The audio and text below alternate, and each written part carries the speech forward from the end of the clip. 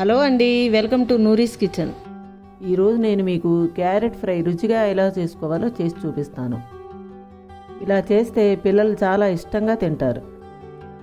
మీరు ఒకసారి ట్రై చేసి చూడండి. నేను ఇక్కడ 1/2 కేజీ క్యారెట్ తీసుకొని పీల్ చేసి ఈ విధంగా ముక్కలుగా కట్ చేసుకున్నాను.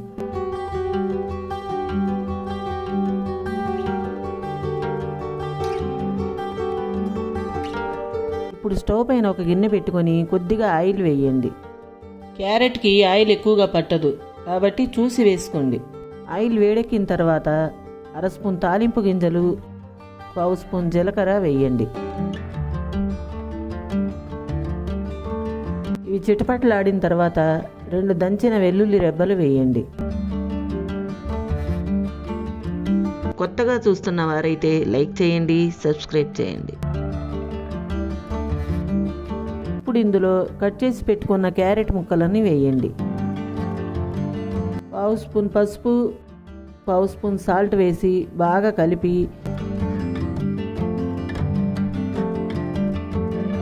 స్టవ్ ఫ్లేమ్ సిమ్లో పెట్టి మూత పెట్టండి. 5 నిమిషాల తర్వాత మూత తీసి కలపండి.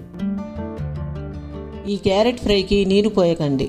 ముక్కలు ఈ విధంగా వేగిన తర్వాత 1/2 స్పూన్ కారం వేసి 1 నిమిషం పాటు వేగనివ్వండి. ఇప్పుడు స్టవ్ ఆఫ్ చేసేయండి. ఉప్పు సరిపోయిందో లేదో చూసుకోండి. అంతే, రుచికరమైన క్యారెట్ ఫ్రై రెడీ. ఈ విధంగా చేసిన క్యారెట్ ఫ్రైని పిల్లలకి లంచ్ బాక్స్లో పెడితే భలే ఇష్టంగా తింటారు. ఈ క్యారెట్ ఫ్రై చట్నీలోకి కానీ చారులోకి కానీ సూపర్గా ఉంటుంది. చట్నీలు, రసం రెసిపీ కోసం ఈ పైన లింక్ క్లిక్ చేయండి. ఈ వీడియో కనుక మీకు నచ్చినట్లయితే లైక్ చేయండి, షేర్ చేయండి, సబ్స్క్రైబ్ చేయండి. నేను ఇంతకుముందు చేసిన రెసిపీస్ను కూడా ఒకసారి చూడండి. Thank you.